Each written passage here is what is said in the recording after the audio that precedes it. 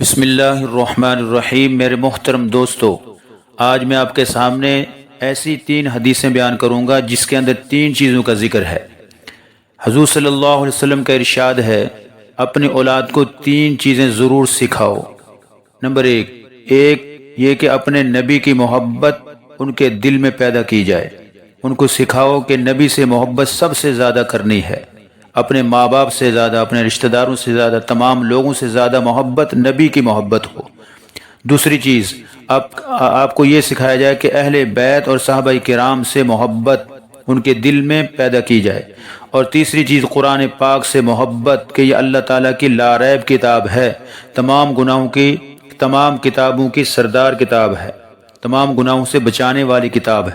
قرآن پاک کے حفاظ روز محشر انبیاء کرام، اولیاء اعظام اور برگزیدہ لوگوں کے ساتھ ان کا حشر ہوگا۔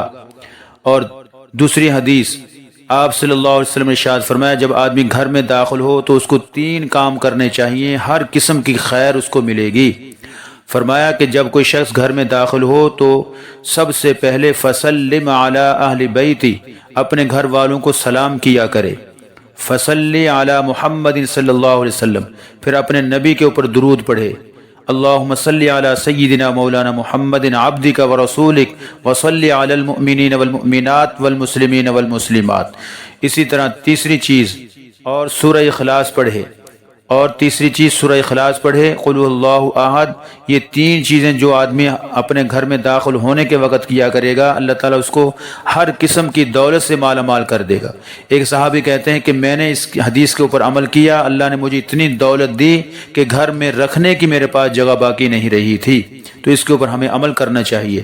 اسی طرح ایک حدیث ہے کہ 3 طرح کے لوگ قیامت کے دن حساب کتاب سے آزاد ہوں گے، حافظ قرآن، اور دوسرا معزن، اور تیسرا وہ غلام جو اللہ کا حق ادا کرنے والا ہو۔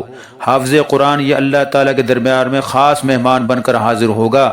دوسرا معزن جو 7 سال تک بغیر کسی تنخواہ کے، بغیر کسی اجر کے، اجرت کے اذان دینے والا ہو، اللہ تعالیٰ اس کو بغیر حساب کتاب کے جنت میں جگہ عطا فرمائیں گے۔ اور تیسری حدیث ہے، ایک حدیث کے اندر آپ صلی اللہ علیہ وسلم نے ارشاد فرمایا، 3 طرح کے آدمی ہیں، ان کا ادب ضرور کیا کرو، ان کا ضرور ادب کیا کرو۔ فرمایا کہ شیخ فانی، بوڑھا آدمی، ہر ایک آدمی اس کا ادب کرے۔ حافظ قرآن کا ادب کیا جائے کیونکہ اس کے سینے میں قرآن ہوتا ہے۔ امام العادل، نیک انصاف کرنے والا حاکم، اس کا ادب و احترام کیا جائے۔ ابو داؤد شریف کے اندر یہ حدیث ہے۔ محترم دوستو، یہ 3-4 حدیثیں آپ کے سامنے بیان کی جن کے اندر 3 چیزوں کا ذکر ہے۔